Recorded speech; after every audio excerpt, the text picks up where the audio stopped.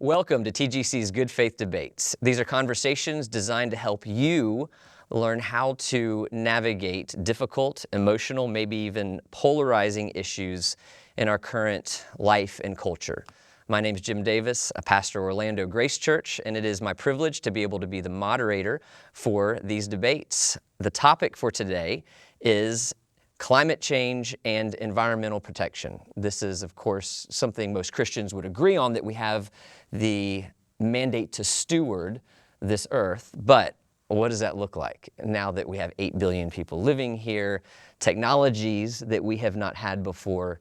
So this is a question that Christians really need to wade through. And of course, what role does the government have in that? Well, I'm thankful to be joined by two people who have thought through this and are willing to debate here today. We have Jake Meador here, Brian Mattson here. Jake is a writer, speaker, and your editor-in-chief for Mere Orthodoxy. Brian, you are a theologian, a writer, a musician, and the senior scholar of public theology for the Center for Cultural Leadership. Thank you both for joining us. And Brian, we'll start with you and get to hear your perspective on this issue. Well, thank you, Jim. I'd like to begin by sharing what I believe are some controlling worldview norms that should inform Christians as they think about the environment. And then I'd like to share 3 areas of ethical concern that we ought to consider. As Christians, we have distinctive views about creation, human beings in relation to creation, and the purpose or telos of that relationship. Christianity has a unique perspective on creation itself. As Herman Bavinck helpfully puts it, we neither denigrate nor deify nature. So unlike Gnosticism, we don't believe that the material world is something evil. Rather, it was created very good. And unlike those who would deify nature as divine, we believe that creation remains exactly that, a creation. As Paul warns us in Romans chapter 1, we're not to worship and serve created things instead of the Creator. Now, as for humans, Ronald Reagan was fond of a truism that I think is certainly consistent with Christian anthropology. Humans are ecology too. That is to say that humans belong to nature. Humans are not an aberration in an otherwise pristine environment. Our presence here is a creational norm. Notice that before the creation of humans, God repeatedly in Genesis chapter 1 saw that it was good. But it was only after he creates his image, the imago Dei, and he blesses them and commissions them to rule and subdue the earth, that he saw that it was very good. And that means, thirdly, that the relationship between humans and nature from the beginning involved productive cultivation of the earth as an intrinsic good. God is not miserly. He made the earth so that it responds to human cultivation. And that's true even after the fall. Thorns and thistles, yes, yet fruitfulness in response to labor, nonetheless. Now, I highlight all of this because it seems to me that many environmental and economic approaches undermine these worldview commitments to significant degrees. For example, nature is deified and worshipped, often literally. It is imbued with personhood and rights, as if humans were made subject to it rather than the other way around. Many environmental approaches view humans as inherently parasitic and suspect. Cultivation is often viewed as essentially destructive and not productive. These kinds of assumptions, it seems to me, are alien to Christian theology. Moreover, our question today also involves economics, and there's no such thing as a neutral economic worldview. When it comes to economic interventions into the private sector by the state, it seems to me we ought to ask what kind of economic worldview is involved. So, is there an underlying antipathy to, say, the private sector itself, private property, corporations, wealth, economic growth and productivity, and so forth? If so, then we might be right to suspect that the goal is not actually environmental protection. So, for example, I would say that I would note that Representative Ocasio-Cortez's H.R. 109 bill, the so-called Green New Deal, has among its grab bag of mandates free health care, affordable housing, and economic security for all people. So worldview matters. So with that said, let me turn and focus on three particular ethical issues I think we ought to consider. When we talk about regulatory or economic interventions in the marketplace, things like punitive tax increases, redistributive subsidies, imposed regulatory costs, we're talking about civil sanctions. And I believe that civil sanctions must address actual harms with reasonable causality and proximity. So for example, it seems to me one thing for the state to say, Acme Manufacturing, you are pouring toxic waste into the groundwater of your local community. This causes cancer. Cease and desist. It seems to me quite another thing to say, Acme Manufacturing, according to our computer models, you are contributing to a global temperature change of 3.5 degrees Celsius 100 years from now. Cease and desist. I'm concerned about the abstractness of that harm, the tenuous causality of that harm, as well as the temporal distance of that purported harm. Without these kinds of elements or considerations, that is, some requirement of actual harm or causality or proximity, what is the limiting principle for what a government may morally do? Is there one? Are there any impediments or brakes on that at all? Second, it seems to me that many in these kinds of debates don't want to acknowledge trade-offs. Sanctions, the kinds of sanctions I just mentioned, put downward pressure on economic productivity and growth. It's not cost-free. It hurts consumers, employment opportunity, increase of wages, investments, retirement accounts, and as well as economic prospects for future generations. How much reduction in gross domestic product are we willing to take for every degree Celsius we wish to slow 50 years from now? Now that's a question I think must be answered, and a rationale has to be articulated and defended, but I have yet to hear it. Now I realize that framing the ethical concern this way, talking about GDP and stock prices, are easy to write off as self-interested capitalist greed, which it isn't. But the ethical concern goes far beyond that. We are bound to ask what the trade-offs and harms are to our neighbors. And here I have in mind economically marginalized peoples in the developing world.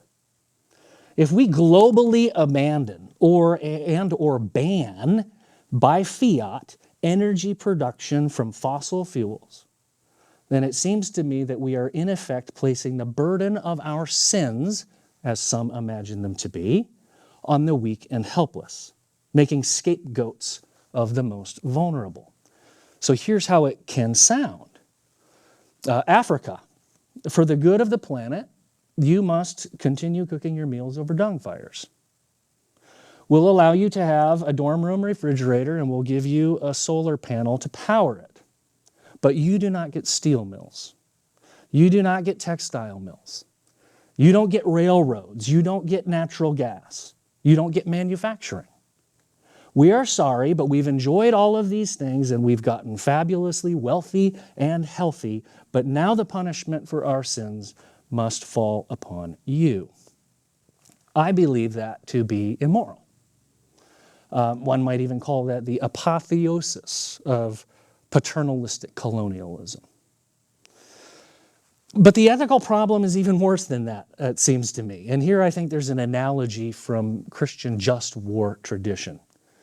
One of the principles of a just war is the necessity of a reasonable chance of success. The idea is that it's immoral to initiate a conflict where you cannot reasonably achieve the outcome. To invite all of the damage of a war for a cause lost before it even begins is unethical, according to Christian just war tradition.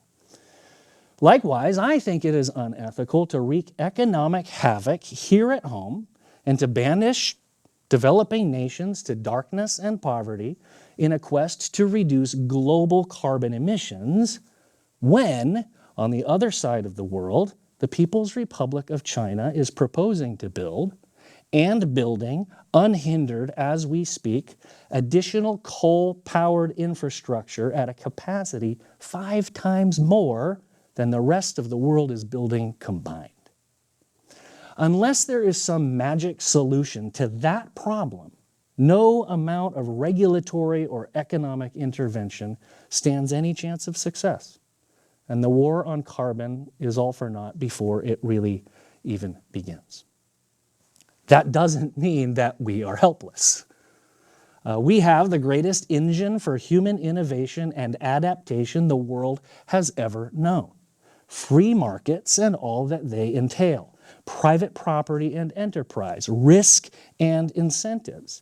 These are the engine of human innovation that has not only brought about human prosperity and flourishing on a scale unprecedented in history, but also brings more creation care, not less. And I can elaborate more on that in our time together today. I believe the way forward in the face of our environmental challenges is forward, not backward. Free markets, even the high regulation one that we are living in right now, are not the enemy of environmental protection and creation care. They are its best friend. Thank you. Thank you, Brian. I appreciate that. Jake, tell us your perspective. Yeah, thank you for having me, and thank you for your comments, Brian. I actually agreed with much of the worldview section in particular. So as I begin, I think something that can happen when we talk about something like climate change or global warming, these terms can kind of sound very technical and remote and far off. They have a way of insulating us from the reality of what's being described. And so I want to start off just by talking about some of the risks we're facing that are, some of them we're living with right now, some are likely to come in the coming decades, not century. And so just to go down these, some of the things we're talking about that have already happened, the destruction of 1/3 of the world's old-growth forests in the last 30 years. Thankfully has slowed down in the last 10 years, but between 1990 and about 2010, we chopped down tons of old-growth forests, and that's especially dangerous because those have unique ecosystems that have developed over centuries. We don't just plant more trees and recover that. We're talking about a catastrophic number of species, maybe as many as 40% of all species on Earth, being driven into extinction or toward critically endangered status by 2050. We're talking about the probable disappearance or significant reduction of most global coral reefs by 2050 as water temperatures rise.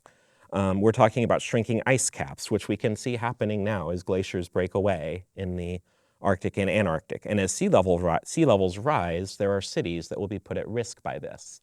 In the US, that would be Miami, New Orleans, and New York in particular. A number of other cities globally. We're talking about the desertification of the American West. As they get less rain, wildfire risks rise. Farming will have to change because they will not have the same water resources to draw upon. We're talking about dangers to human life, animal life, and air quality that are created by those more intense and frequent wildfires. We're talking about economic and communal challenges that are created by more regular, high-intensity hurricanes.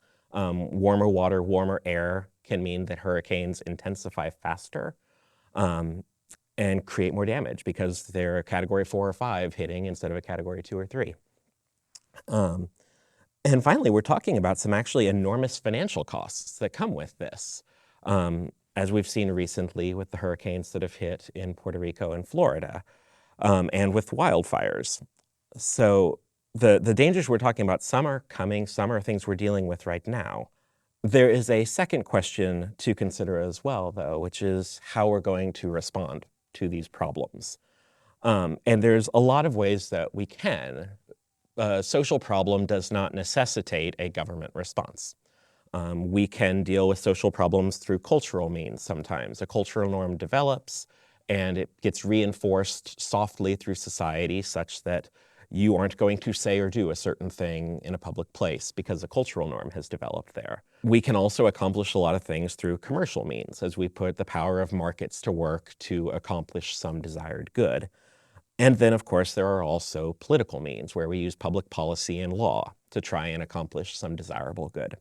So the obvious question to start with to begin is, are cultural and commercial means enough? And I don't think they are, and this is why. The first thing to consider is it's important to understand that there are reasons we got here. There are enormous market forces that have propelled many of these negative changes. We didn't deplete oceans because we were just doing it for fun. There were market incentives to overfish certain bodies of water. We didn't chop down old-growth forests for fun. We did it because there were market incentives to do so. We have failed to act at many points because of market incentives to keep going as we're going rather than change course.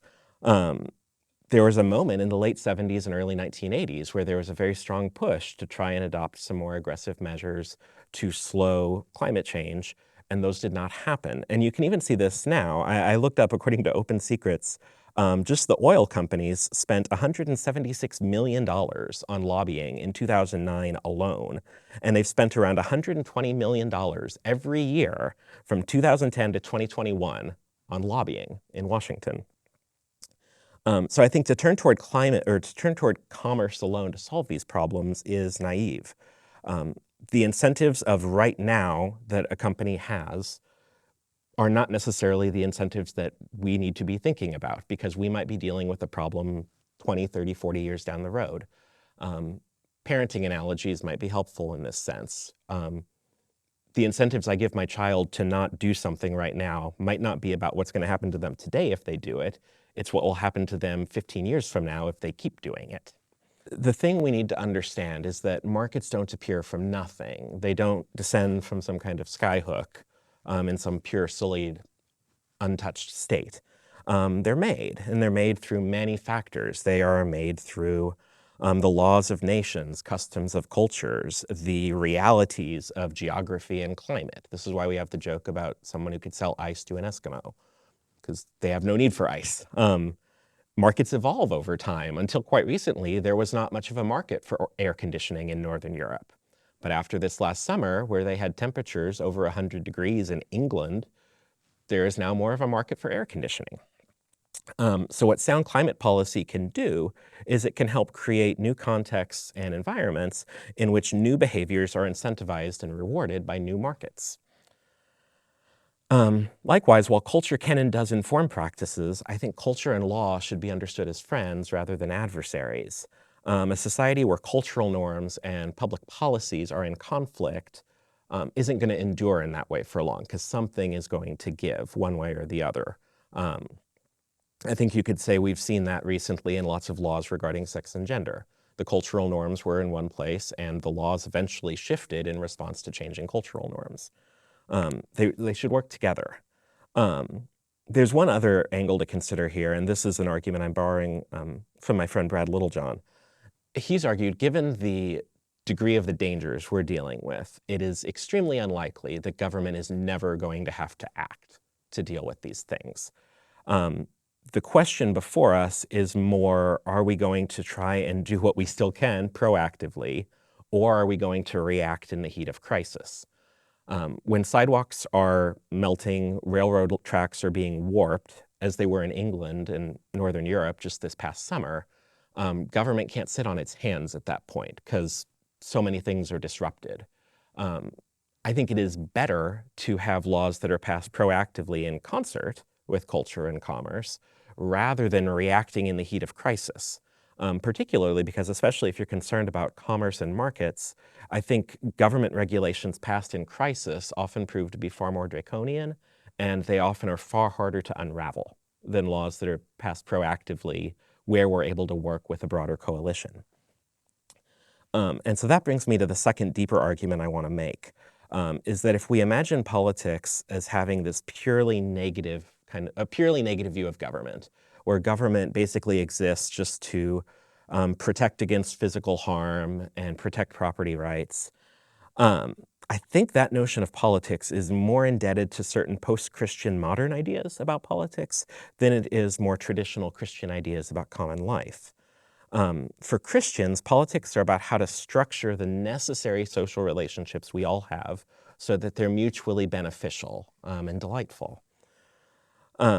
So I think we make a mistake if we see the relationship between markets and culture and government as being adversarial. I think they should be convivial. Ideally, they are three different strands of a cord wrapped together, all working in the same direction. So to put government at odds with work or wealth, for example, or to define property rights in absolutist terms is, I think, a mistake that has more to do with modern political thought than it does traditional Christian thought. The earth is the Lord's and the fullness therein, the psalmist tells us. And this is why, for much of church history, the chief concern Christians have had with property rights has been about ensuring common use for all, not necessarily protecting individual rights. Individual property rights are an administrative tool we use to ensure the common use of the earth for all. Because individual use has become dominant and the commons have been neglected to such a degree, I worry that problems requiring collective action, which is what I think we're facing, become almost unsolvable because we've lost the capacity for that common action, because we've come to see society as so grounded in conflict. And this is a problem on the left and the right. I'm not trying to score political points either way here. I think the revolutionary sense of politics is founded in this vision of essential conflict. And I think that's a serious misstep that Christians should avoid. Bavinck has been very helpful to me in understanding that. So what is to be done? I'll just throw out a couple policy ideas and then we can get into the conversation. Actually, a lot of these things are starting to happen now already. During his term, to his credit, President Trump joined an international agreement to plant a very, very large number of trees. I don't remember the exact number, that a number of countries globally are involved in, and that's valuable. Trees can help soil quality. They provide shade for wildlife, so that can protect species. They serve as a windbreak, which can help with soil erosion. Enough trees can also be a carbon sink that might be able to help mitigate some of the damages we're doing through burning so many fossil fuels. I think that's one policy we should get behind. There's a number of other provisions in the recently passed Inflation Reduction Act that President Biden helped pass that do things like make it easier for nonprofits as well as for-profit entities to get solar power set up at their facilities. There's another regulation that came through that is going to help us phase out, so not ban overnight, but phase out a particularly nasty compound called hydrofluorocarbons that trap more heat than just burning CO2.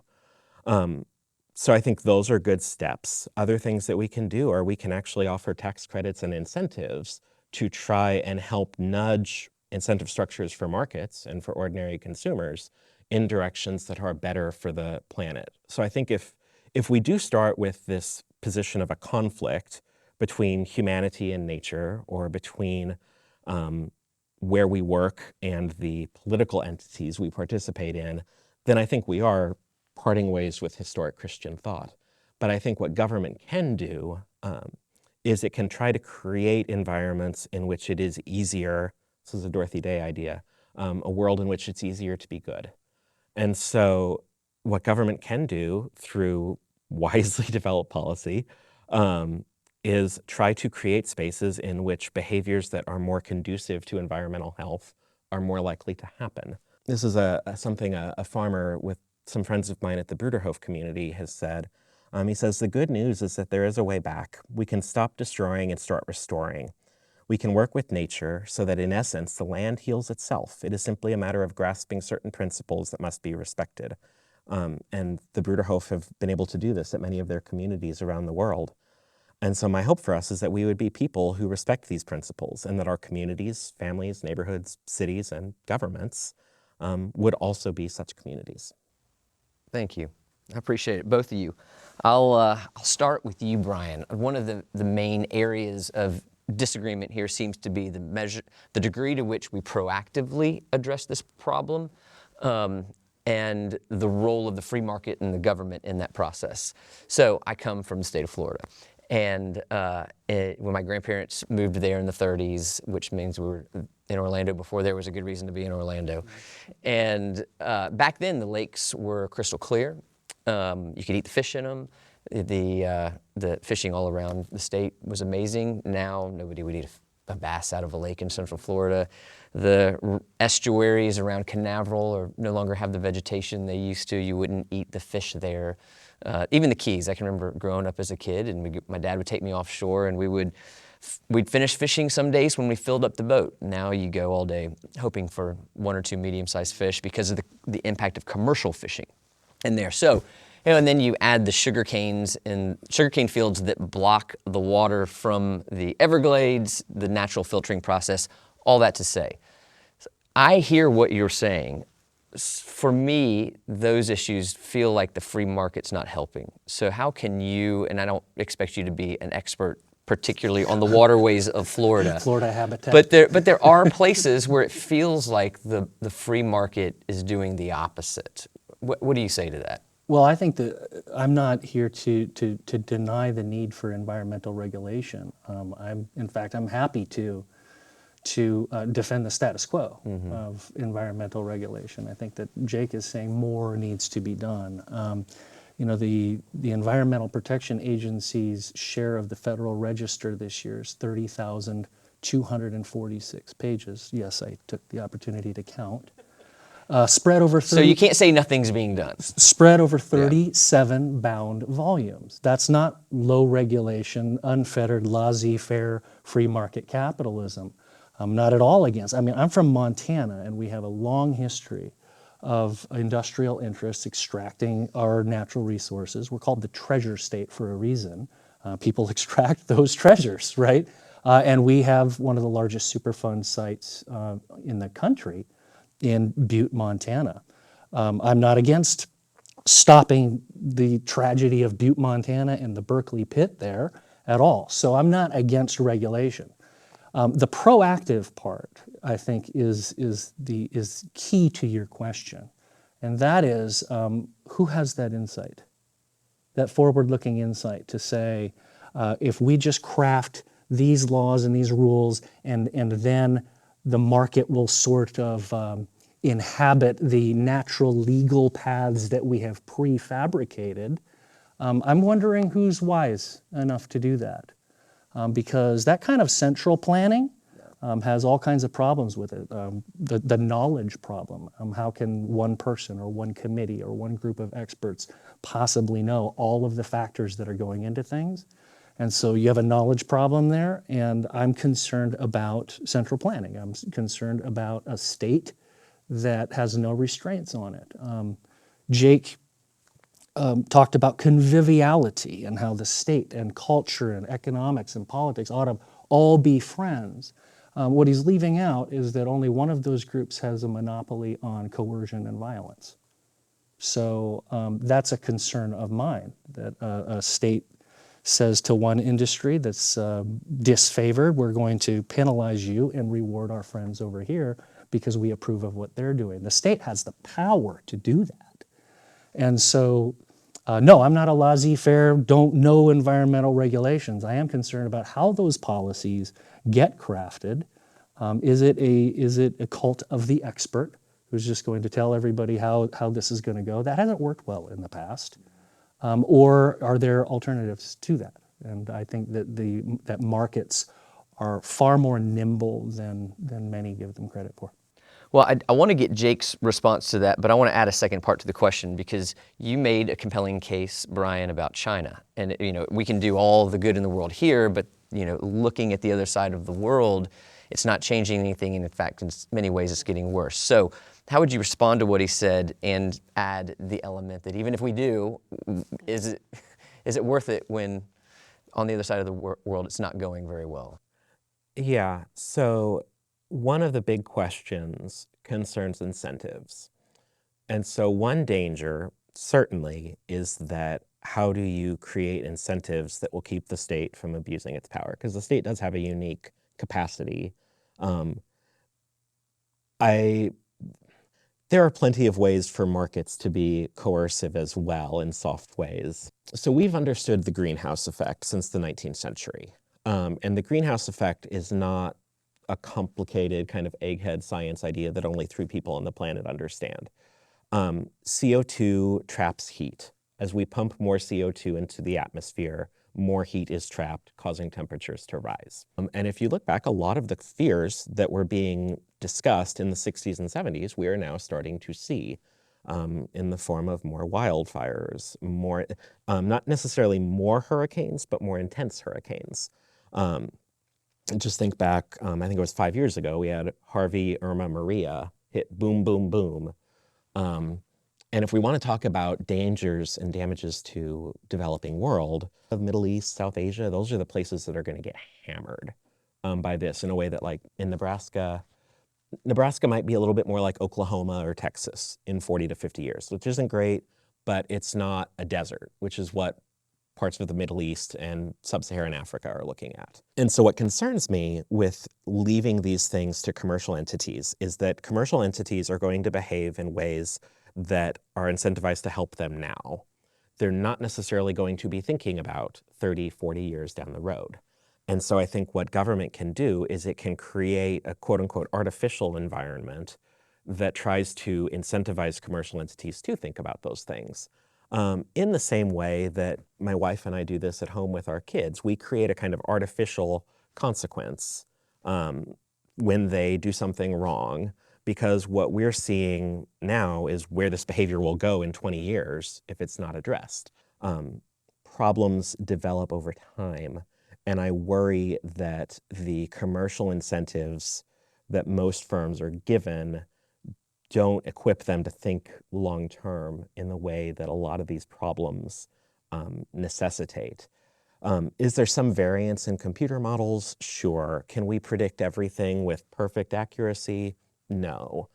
But I think the basics here are not that hard, and they don't require a PhD or a complex computer to understand. It's basic greenhouse effect dynamics, and the rising temperatures that result from that, and the consequences of rising temperatures, glaciers melting, drier vegetation, which leads to more wildfires. There's actually concern now on the East Coast about more wildfires, where their wildfire season, which traditionally has just been April, is now stretching out into June. So the East won't get hit as hard as the West, just different landscapes, different climate, but people are worried about wildfires on the East Coast now, which was not something we were worried about. So I would say that the move here is to try and create laws that help firms have incentives to think long term. So as this all relates to China, China is a time bomb for several reasons. They have a demographic crisis that is worse than just about anywhere else in the world because of that one-child policy. So they're going to have major questions to deal with there. And as far as cities vulnerable to sea level rise, China is way worse off than we are. As I was prepping for this, I pulled up a map that just showed major global cities that are especially at risk due to rising sea levels. And it's basically the southeast coast of China. I don't think the fact that other parties are not doing something necessary exonerates us from the need to do it. I also think this is where we should talk more. Roger Scruton, an English conservative, has written extensively about environmental issues. And Scruton will make arguments about how environmental protection is about protecting social ecology. And so I think if we're approaching climate change right, we are restoring a lot of things that have been lost that are part of human existence, that are part of the good life, being able to enjoy healthy landscapes, as you were describing in Florida. So I think a lot of this work can just be delightful if it is designed properly, and not in just a like mandated top-down regulatory way, but in a convivial way that is trying to recognize the roles that all these different social bodies that make up a polity can play.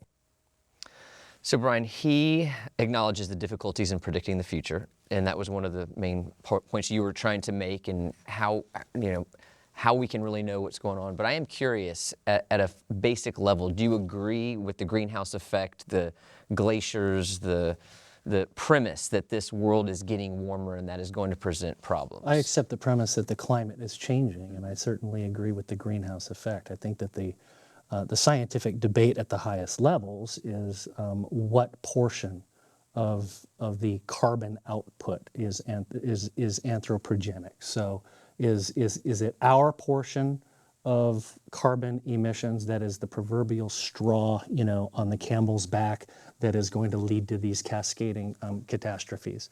I think that's the question, and I think it is actually still debatable. And so I'm not nearly as worried as Jake is about the litany of catastrophes. So I don't deny that at all. The question is, what are we going to do about it? And I didn't hear Jake really answer your last question, which was, what are you going to do about China? And it sounded to me, Jake, like you were saying, well, they're really going to suffer too, so they're going to come to their senses, or on burning coal, or they just, it seems to me the intractable problem, if the goal is we are going to reduce global greenhouse emissions, if you have a rogue, this is not just any old rogue state, right? This is one of the largest countries in the world, largest population, is profligate in burning carbon fuels, fossil fuels. That seems to me a big problem for our solutions. And I think that you may be right that that doesn't absolve us, but at the same time, I wonder again about the just war thing. Okay, we're talking about inflicting real, serious, known economic harm on ourselves for projected, uncertain harms in the future. I think that's something that we need to think about. How do we navigate that ethically? We know we're going to harm our own economy and the developing world for something uncertain. And the China problem is just a real problem if the goal is global reduction of fossil fuels. Well, I did, so this connects with your example of those in the developing countries suffering for our sins. You just made the case the cost to us is great and them with an uncertain outcome. How does that land on you? Yeah, so just to circle back to China, because what I was trying to say perhaps didn't get it across well. They're not going to be able to keep doing that forever, was part of the response. Why is that? Because they have a demographic crisis on their hands. They're an old...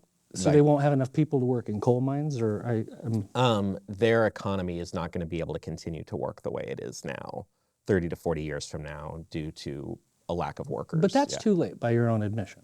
Right? I mean, you've mentioned a whole bunch of things that are 2050, the next 20, 30 years. So there's a book, oh crud, what's the title? The Gardener's Dirty Hands, I think, by Noah Tolley. He was a Wheaton prof for a number of years. He's now at Calvin. And Professor Tolley makes the argument, he said, we need to become more understanding of the fact that we're in a tragic circumstance. Tragedy is just endemic to being human in a fallen world. There are always possibilities that are unrealized, and there's a certain tragedy in that. And there are trade-offs that are going to have to be made now where there are not easy, obviously perfect choices. And so, I mean, even in talking about the developing world, where Brian goes is, well, what about economic development there? And where my mind goes is, well, if you're living in Kuwait, their temperatures are getting up to 140 in the summers routinely, which it's always been hot, but it's not always been that hot. Those types of regions around the equator are going to get much hotter. They already are. We're not talking about 3-degree increase centuries from now. We're talking about it sooner than that. And we've already seen, I think we're at 2 degrees, if I recall correctly. And so there's going to be changes to the landscape there that will affect their ability to develop in the same way that we have. Although the other piece that's worth keeping in mind here, if you look at something like the Paris Agreement, which was passed a few years ago, I read it recently, the whole thing. I was struck by how contextualized it was. it makes strong distinctions between what the UN is asking of developed countries versus what it's asking of developing countries. So the major global agreement on climate change is actually not telling developing countries, you don't get X, Y, and Z. It is rather saying that as this is a global problem, we need to work on it together. Developed countries have to carry more of the weight because they have already gotten to a certain established level where they probably can absorb more of the body blow that some of these things are going to be for us. Developing countries, we're going to take a different approach because we do want them to be able to develop economically in certain ways, develop certain infrastructure, healthcare, et cetera. And so it's not, I mean, that's the Paris Agreement. This is not some fringe scientist somewhere that no one's listening to. So I don't think that the choice being put to people is no sub-Saharan Africa, no South Asia, no South America, you can't have X, Y, and Z. The issue is rather, we have to think differently about how we build as climate changes. This was something that was evident in Europe last summer. A lot of Northern Europe's not made for that kind of heat. So they're going to have to retrofit a lot of buildings in the near future, and probably a lot of people are going to start buying air conditioning in the near future. So we have to change the way we're building in certain ways, and we need to be thinking about how developed countries can do things to help developing countries while also recognizing the overall challenge that we're facing globally. Let me ask a question right there, because we're talking about the Earth warming.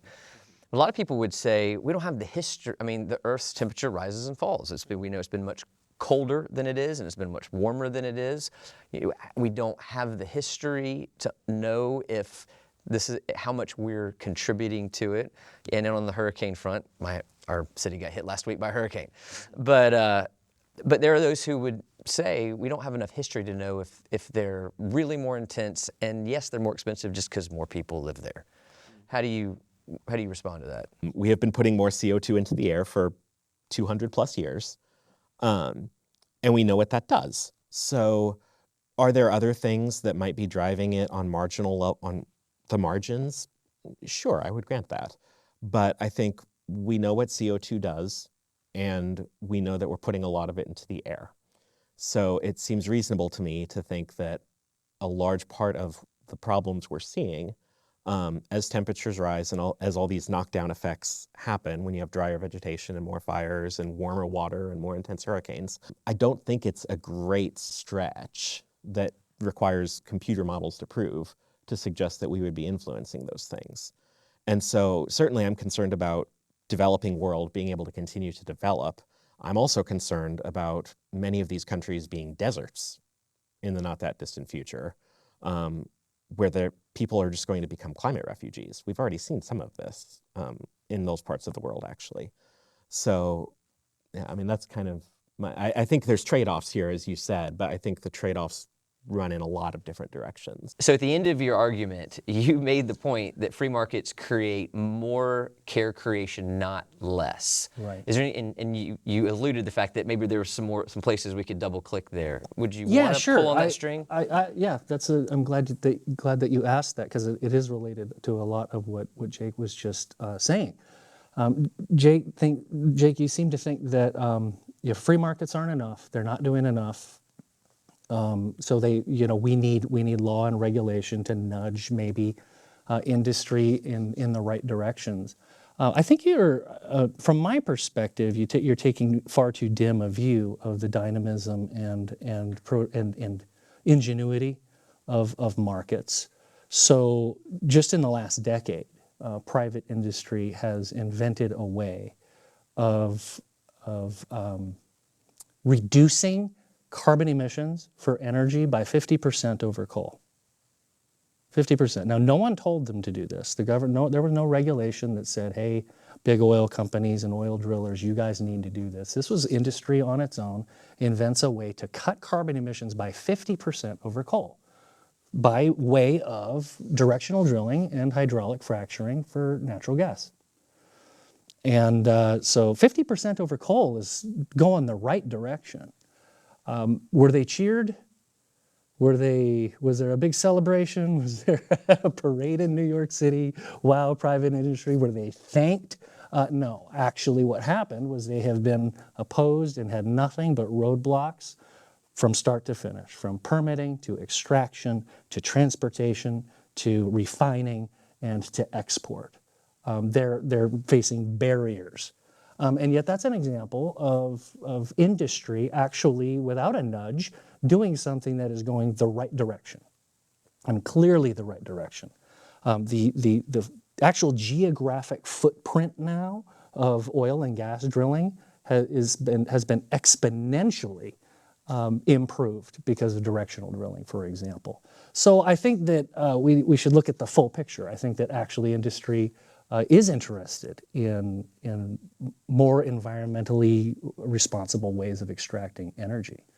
So that's one way. But the reason I say that markets, and I said, and all that they entail, that meant private property, risk and incentives, and so forth, provides more creation care, is because the countries on the earth historically that have the worst environmental records of all are the ones that are totally regulated. As in, the state owns it. They own the means of production and they regulate it. Here's the problem with that. When a person doesn't own something, when nobody in particular owns something, a piece of property, minerals, whatever it is, if no one in particular owns it, that means nobody owns it and no one takes responsibility for it. And I think that the free enterprise system that we've had, that has been developed, and Jake, you might be right about the history of Christians in economics, that this is fairly novel. I agree. I think it comes out of the Protestant Reformation and in a renewed interest in individualism. I think that system actually improves creation care because somebody in particular, somebody with skin in the game, somebody who is on location, somebody who knows the factors of what's going on in terms of the use of these resources, is actually responsible for it. So that's why I think Jake is not as optimistic about markets as I am, but I am optimistic. I think that it produces more care for creation when there's actual people with skin in the game who are responsible for it. And I think that they do respond. I just gave an example of industry responding in a positive way on these issues. So that is a compelling case for free market. So he combine that with the 30-something thousand pages on the register, and he's making the case that we're doing more than, certainly more than countries whose state controls the markets. How do you respond to that? I'm not arguing for countries controlling markets. You're correct. The Soviet Union and communist bloc was disastrous ecologically. Biggest nuclear disaster in the world happened under their watch, and lots of other really bad things happened under their watch. I'm not arguing for centralized planned economies. I'm not arguing for the abolition of private property. What I'm trying to argue for is the idea that the economy exists for people, not people for the economy. And so there will be times where what is good for a firm, for perhaps the business owner or the board, is not actually what is good for the broader polity, be that a state or a nation, partly because it's not what is good for the land on which that polity lives. And so in those situations, it is right and good for people to come together through various means to try and provide incentives to help the firm have a broader scope for its work, to think more broadly about what it's doing in the world. And certainly, I think we can point to successes in commerce. I do think there are risks. I mean, I don't live too far from, I guess you don't either, from where a lot of the fracking has been happening. There are risks to water quality. We had many protests over the Keystone XL pipeline in Nebraska, actually led by a lot of farmers who were concerned about an oil pipeline running over their land. So even there, I think, yes, it's a win on carbon emissions. We do need to also be mindful of other risks that are associated with that method. But yeah, I mean, I do think if the environmental side becomes stridently insistent on only like wind, solar, and hydro are the only kinds of power we'll allow, I don't think that's going to be workable. Again, it's a question of thinking about trade-offs. So I'm grateful for and want to celebrate the ways that commerce has been able to do good things in this area. But again, I think this is a collective project that, use Kuiper's term, all the different spheres within society have a role to play. And I think government's role to play is more than just stay out of the way. Yeah, if I may, that's well said. I agree with a lot of what you said. But you keep using the term when you talk about the state has a role to play. It was to help cultivate, to we're all in this together kind of thing. No, there's real decision makers. There's real coercive power involved. And you say, I'm not arguing for centrally planned economy, but I'll give you a confession, okay? So Edmund Burke, in his famous oration to the House of Commons, March of 1775, arguing with his Englishmen, what are we going to do about these Americans? And he starts describing Americans, and he says this. He says, Americans predict, Americans augur misgovernment at a distance. They snuff the approach of tyranny in every tainted breeze. I confess, I am one of those Americans. Okay. So when I hear things like the government's going to help, the government's going to shape, the government's going to form, thinking, no, that's a coercive institution. They're not just helping. The government does not offer to help. When the EPA makes a recommendation, they're not saying this is a suggestion. It's compulsive. And so as that hot-blooded American, I sniff on the wind, the little bit of tyranny. Because here's what I'm concerned about. I'm concerned that the end result of where you're going here is that we might end up with a cadre of experts who, in the words of C.S. Lewis, another Brit, I'm relying on Brits here, in the words of C.S. Lewis, is a cadre of omnipotent moral busybodies tormenting us for our own good. So that's the concern that I have when we talk about the state helping.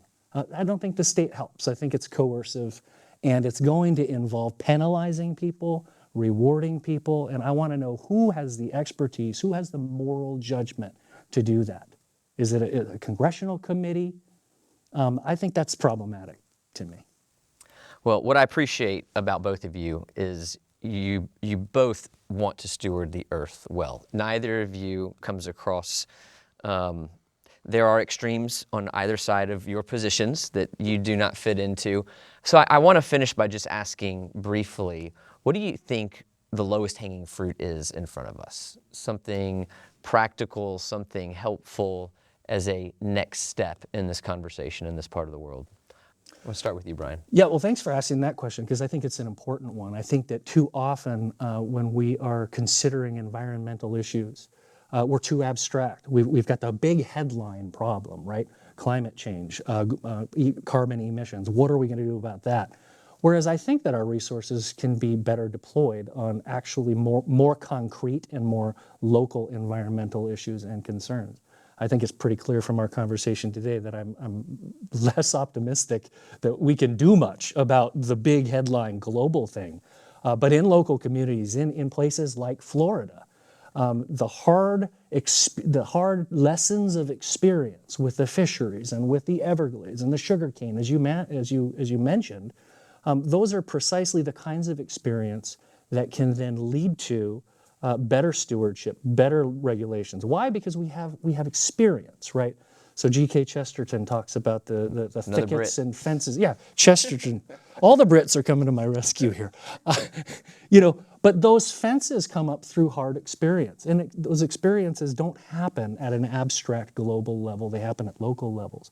So I think that anywhere you live, there are environmental issues and concerns that I think can be tackled far more effectively. That is the lowest hanging fruit because it's where we are and it's where we have experience and skin in the game.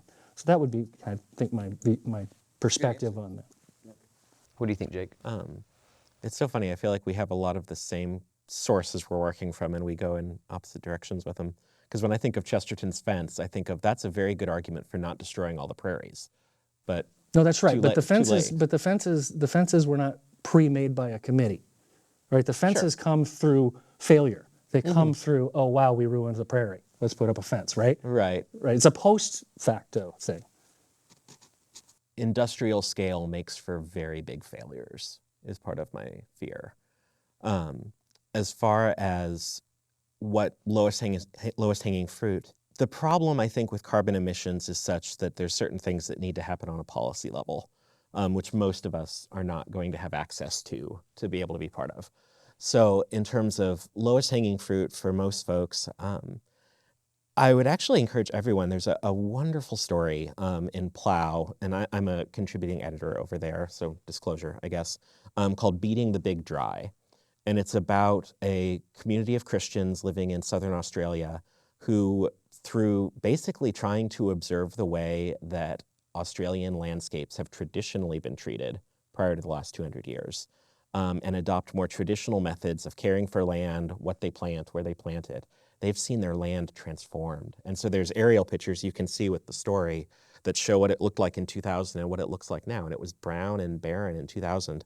And now, 20 years later, it's green. I think the amount of water flowing in at the creek at the top of their land versus coming out at the end they triple it from the time it passes through the land, because they've understood the Australian landscape wants stuff that retains moisture. So we are going to plant plants and trees that will help the land retain moisture. And it's borne enormous fruit. And so I think in our own lives, I think finding ways to be attentive to where we live and how that land thrives, and then trying, even if it's in a yard, to bring back some of that beauty is really important. It's something I've not been able to do as much at our property as I'd like. But I have an old prof in college who actually left academia, and he now runs a company that does landscaping with only native prairie stuff for Nebraska, because that's what Nebraska ought to be. And I think those kind of landscaping things we can all do with whatever property we have would be a wonderful place to start. But what that starts with then is looking and trying to understand the place where you are in the world. And we live in a very distracted moment. And so I think just that kind of looking is hard. So being attentive to where God has put you in the world, and being attentive not just in the ways that we often are going about our day, but being attentive to the land and the plants and the animals that live there. I love the stuff my parents have done at their property because they have lots of birds there all the time because of the choices they've made with what trees they've planted. And so I think just look and see. It's the name of a Wendell Berry biopic.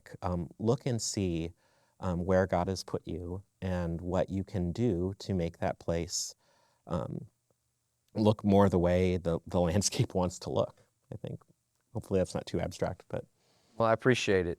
Appreciate both of you. You obviously both care. Thank you for giving us your time and your expertise. We hope that this was helpful for you out there viewing. We hope this was a profitable use of your time and that the Lord would bless it in your own journey.